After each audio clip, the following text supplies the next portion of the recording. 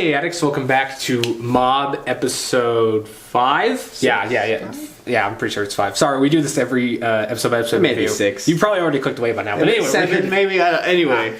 This bit's getting old. All right.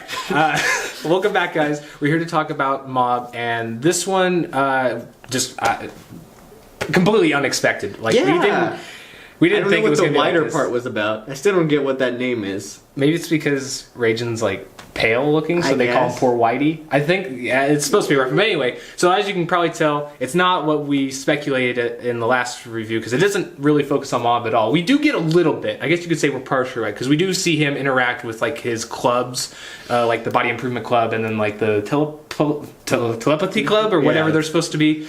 So we get a little bit of that, but you know, kind of as we've gotten like sprinklings before in the earlier part of the season, Mob doesn't want to be interrupted, and Reigen, his sensei, you know, interrupts him anyway when he was about to actually socialize for like the first time in the show with a group of people. And so that's like the last straw for Mob, and we actually see them go their separate ways in this episode. And I think like the whole episode maybe takes like 2 weeks, maybe a week and a half, something like that.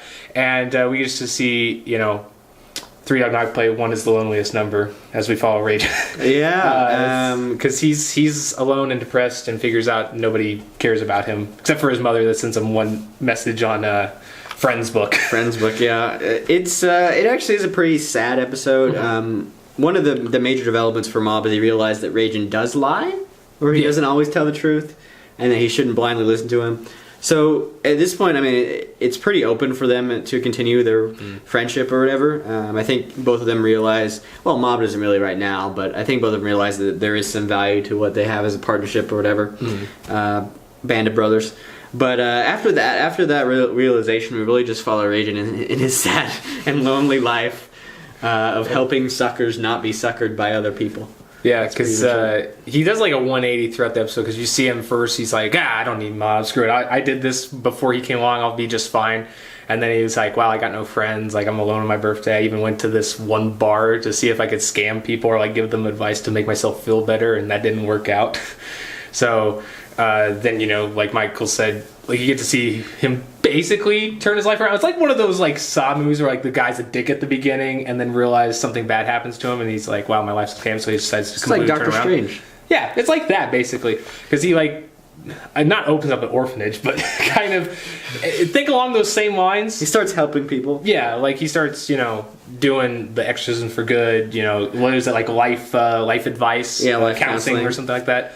And eventually we get to see at the later part, or the last part of the episode, that he's going to be on TV. And there's another psychic there, and it's the psychic that's like the president of the psychic union that we saw him knee in like the possession episode. Like knee, like actually. Yeah, like actually knee him in the stomach. I don't know why he's mad about that. Yeah, he's not saved him from possession. Anymore. Yeah. But so we get to see that this is a part 1 of part 2. So the next episode is going to focus on the events of that like live television broadcast, and then probably figuring out that one of them is not who they say they are, and I'm sure it'll probably be, you know, the president of the other. Yeah, probably, because we know Mob's watching, because like in the preview, so I'm sure it's not going to be the sensei. Although it would be interesting if they went that route, but I don't think this is the show that. I don't think it's that show. Yeah, I mean, I think so. There's 2 or 3 things that this episode was. It was good for in the way that it conveyed the purpose that it set out to do. You know, the breakup between Sensei and Mob. You know, it made sense. I think they did it well. At the same time, I personally had some problems with. You know, they didn't really talk about any of the other characters that we haven't seen yet.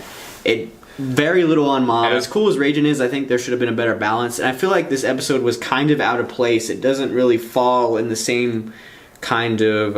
it doesn't fall in place as like a second season episode, like following the last episode. Yeah, there's definitely... they're banking on a lot more development with the characters in this season, because it's been kind of like a roller coaster. You get really high marks and then it dips down to like, not bad, but just slower. And like you said, like it does feel a little bit outplaced. My biggest worry is that with, you know, Mob, we've seen in this season, he's done some really good development. It has, you know, been impacting it because he has changed a lot at this point than where he was in like the last season. But with Reigen, you know, they're kind of setting up to where they're going to do some stuff with him. But I don't really know, like, if they end up doing the next episode and he doesn't end up changing at all, but they just, end up being like a partnership again, I'd be like, well, what was the point of this episode, So I feel like something has to change inside Reigen, or at least how he handles his relationship with Mob, for this to really stand as like a good episode. But for right now, like just looking at it without knowing the future, it was a good episode, but I was a little bit disappointed that we haven't seen some of the other characters, because I feel like we have gotten a lot of the same characters in the season, and I really hope after next episode there's a bit more of a good balance. Yeah, I feel like they have dropped some themes, like blonde-haired guy. Yeah, we dropped him. The brother was there for a second, but like he's not gotten any character development or shown what he's doing in his life really. I think they just had a really good balance of the first season, like all the characters. It seems like they're not doing that so much at the first half of this season. Yeah, so we'll have to see how it progresses, and next episode, hopefully we'll come back next episode happy, and everything will be okay. Yeah. But at this point, it's kind of up in the air if we would like this next, not really an arc, but this next, next 2 episodes, if they're going to be good for the rest of the show. Yeah. So looking forward to that, and hopefully we get to see some surprises on that game show or whatever they're on, because I'm sure there's a lot to play with on that. What if the idol is actually a psychic? That would be hilarious. What if the scientist is actually Alex Jones? I'm just saying, anything could These happen. are demons.